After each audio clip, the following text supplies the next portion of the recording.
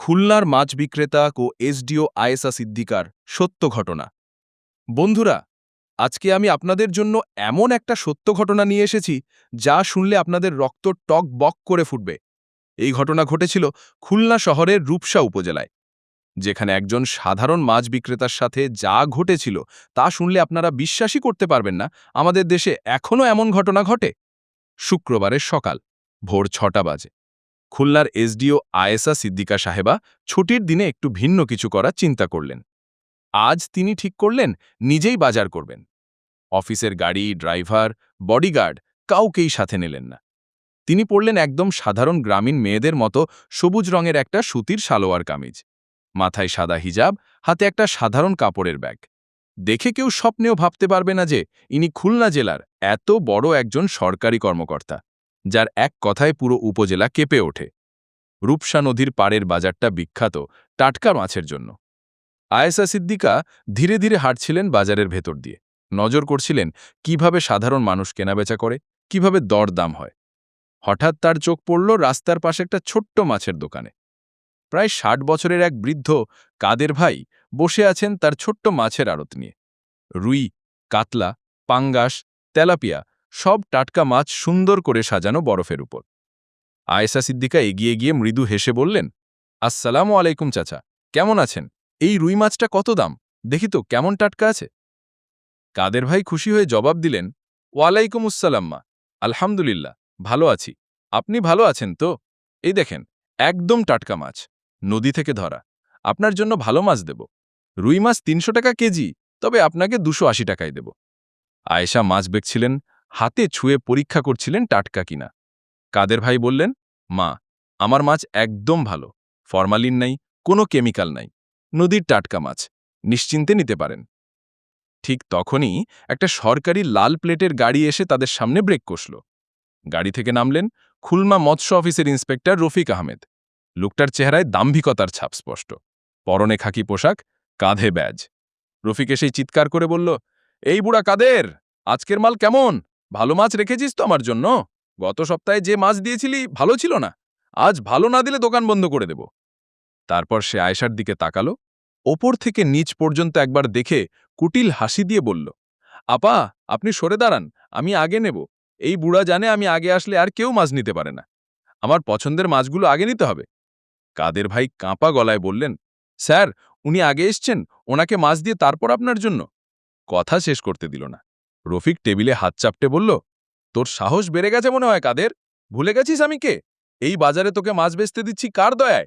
তোর লাইসেন্স কার সই করা? একটা ফোন করলেই দোকান সিল করে দেব। তারপর রফিক আবার আয়েশার দিকে ঘুরে বলল, সুন্দরী আপা, আপনি তো দেখি একদম নতুন এসছেন এই বাজারে, আগে কখনো দেখিনি তো। কোথায় থাকেন? কার বউ? একা একা বাজারে এসছেন নাকি? আয়েশা কিছু না বলে চুপ করে রইলেন, মনে মনে রাগ চেপে রাখলেন। রফিক আরও কাছে এসে বলল, লাজুক বউ নাকি? আচ্ছা ঠিক আছে, লজ্জা পাচ্ছেন, ফোন নাম্বারটা দেন, পরে কথা হবে। আমি এই এলাকার মৎস্য ইন্সপেক্টর রফিক আহমেদ, আপনার যে কোনো সমস্যা বলবেন। সুন্দরী মহিলার সাথে তো বন্ধুত্ব করতেই হবে। আয়েশা শান্ত গলায় বললেন, আমার মাছ নিতে দিন, আমার তাড়া আছে। রফিক হেসে উঠল, আরে যাবেন কোথায় এত তাড়া করে? স্বামী বাসায় বসে আছে নাকি প্রেমিক? সে হেসে আরও বলল, আমিও তো মাছ নেব, একসাথে নিয়ে যান। আমার বাসায় আজ মাছের ঝোল রান্না হবে, আপনি আসেন খেতে। তারপর রফিক কাদের ভাইকে বলল, এই বুড়া, ৫ কেজি রুই, ৩ কেজি কাতলা, ওই বড় পাঙ্গাসটা, আর ২ কেজি তেলাপিয়া দে। ভালো মাছ দিবি, খারাপ দিলে খবর আছে। আর হ্যাঁ, কিছু চিংড়িও দে, বড় গলদা চিংড়ি দিবি। বৃদ্ধ কাদের ভাই হাত কাঁপাতে কাঁপাতে মাছ মাপতে লাগলেন। স্যার, সব মিলিয়ে ৪৮০০ টাকা হচ্ছে, গলদা চিংড়ির দাম একটু বেশি। রফিক চোখ লাল করে বলল, টাকা? তুই আমার কাছে টাকা চাস? প্রতি শুক্রবারে মাছ নিই, কবে টাকা দিয়েছি? কাদের ভাই প্রায় কেঁদে ফেললেন। স্যার, আল্লাহর দোহাই লাগে, সকাল থেকে একটা মাছও বিক্রি হয়নি। ঘরে অসুস্থ স্ত্রী, ডায়াবেটিসের ওষুধ কিনতে হবে, ছেলে ঢাকায় পড়ে, তার খরচ পাঠাতে হবে। দয়া করে আজ টাকাটা দিয়ে দিন। রফিক রেগে গিয়ে বলল, তোর ঘরের সমস্যা আমি দেখব নাকি? চুপ করে মাছ দে, নইলে লাইসেন্স বাতিল করে দেব। আয়েশা সব শুনছিলেন, ভেতরে আগুন জ্বলছিল। তিনি এগিয়ে বললেন, ভাইজান, আপনি একজন সরকারি কর্মচারী, আপনার তো উদাহরণ হওয়া উচিত। কাদের ভাই একজন বৃদ্ধ মানুষ, দয়া করে ওনাকে টাকা দিন। রফিক ঘুরে বলল, এই মহিলা, তুমি কি আমাকে শেখাবে? জানো আমি কে? আমি চাইলে এক ফোনে পুলিশ ডেকে তোমাকে থানায় নিতে পারি। আয়েশা দৃঢ় গলায় বললেন, আমি অন্যায় করিনি। আপনি যা করছেন সেটাই অন্যায়। এই বৃদ্ধের কষ্টের টাকা জোর করে নিচ্ছেন। এটা চুরি, এটা দুর্নীতি। রফিক হেসে বলল, তাই তো, থানায় যাবি, কোর্টে যাবি, আমি তো থানা পুলিশ সব সামলায়। তারপর রাগে লাথি মেরে মাছের ঝুড়ি ফেলে দিল। সব মাছ ছড়িয়ে পড়ল কাদায়। বরফ গলে পানি হয়ে মিশে গেল ধুলোর সঙ্গে। কাদের ভাই পড়ে গেলেন, হাঁটুতে ব্যথা পেলেন, চোখ দিয়ে পানি গড়িয়ে পড়ল। এইবার আর আয়েশা সিদ্দিকা চুপ থাকতে পারলেন না। তিনি সামনে গিয়ে বললেন, আপনি অনেক বাড়াবাড়ি করছেন, এটা অপরাধ। রফিক গর্জে উঠল, বেশি কথা বলবি না, বলে জোরে এক চড় মারল আয়েশার গালে। সেই চড়ের শব্দ যেন পুরো বাজার শুনল। সবাই অবাক।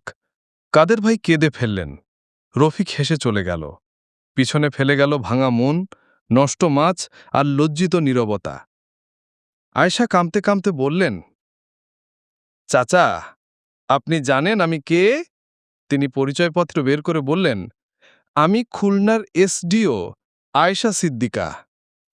কাদের ভাই অবাক, বললেন, ইয়া আল্লাহ, তাহলে কি আজ বিচার পাব? সেদিন বিকেলেই ডিসি জামালউদ্দিনের সাথে জরুরি মিটিং হল। সিদ্ধান্ত, রফিকের বিরুদ্ধে ব্যবস্থা হবে। পরদিন সকাল, বাজারে গোপন ক্যামেরা, পুলিশ টিম প্রস্তুত। রফিক আবার এলো, চিৎকার শুরু করল। ঠিক তখন আয়েশা সামনে এলেন, সাথে ডিসি জামালউদ্দিন ও police team. Mister Rafiq Ahmed, আপনি গ্রেপ্তার। রফিক হতবাক, আপনারা কে?